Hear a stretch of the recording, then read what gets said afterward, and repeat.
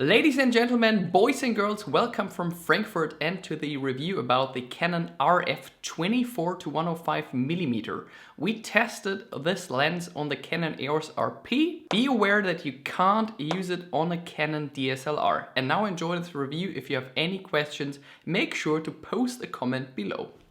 Compared to both EF versions, the RF version feels much better, sits better in the hand and looks as if the build quality was enhanced as well. The lens costs just over 1,000 bucks and is a bit cheaper in the kit together with the camera. It weighs 700 grams or 24.7 ounces and you need a 77mm filter to protect the front element.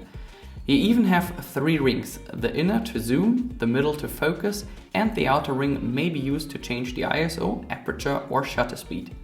You can set this in the EOS menu. There are 2 switches at the side. One to change from the autofocus to manual focus and the other one for the image stabilizer.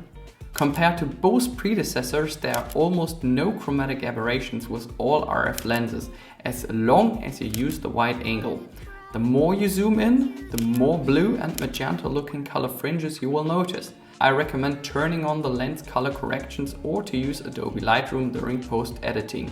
If you mainly shoot at 24mm and f4, you will have a lot of vignetting. Also at f8. The more you zoom in and step down, the less dark edges you will have.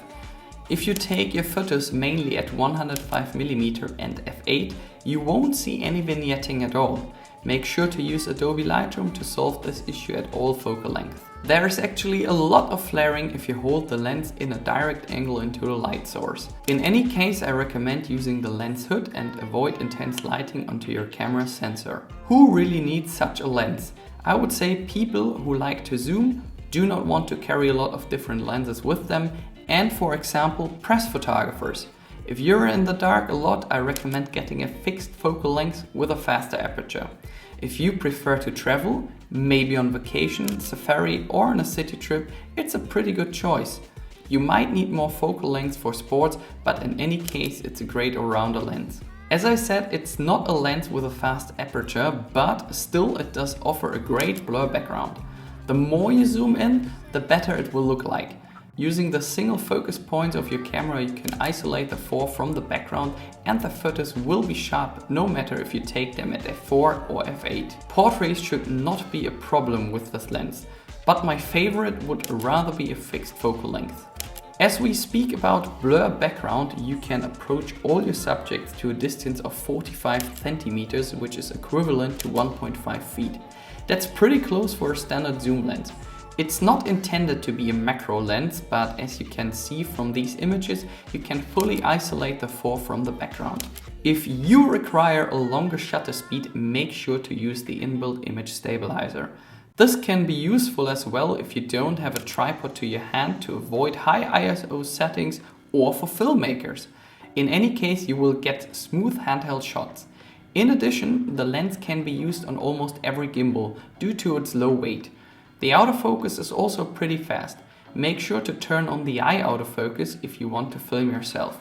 Sure, there are much better lenses for vlogging, but this will do its job as well. In my opinion, there are better lenses during hours of darkness. This lens is great, but with its widest aperture of f4, it's not ideal unless you use a flash or a tripod.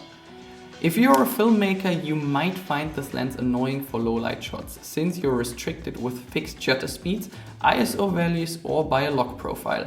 I would say if you have enough ambient light or a flash, go for it or take a fixed focal length with a faster aperture. I have to admit that all RF lenses are super sharp, no matter if you take your photos wide open or at f8. Since all EOS R models have a really precise autofocus system, you can set the focus at one point, which will be super sharp. I put a bunch of photos in the description below to compare them at home. Make sure to check out all my other RF lens reviews on my channel. Let's make a cut here and summarize. All RF lenses which I used so far are super sharp compared to all its predecessors. This lens is so far the most affordable native RF zoom lens which worked without the mount adapter. You can use all EF versions as well, but bear in mind the size and weight which adds on top with the adapter. It's not the lens for low light shots unless you like to carry a tripod with you at all times or if you like to push the ISO. But it's a great all-rounder lens for the press, holidays and for the next city trip. You can get a decent bokeh while shooting at daytime. All equipment I used is listed in the description below. All the best from Frankfurt und bis bald.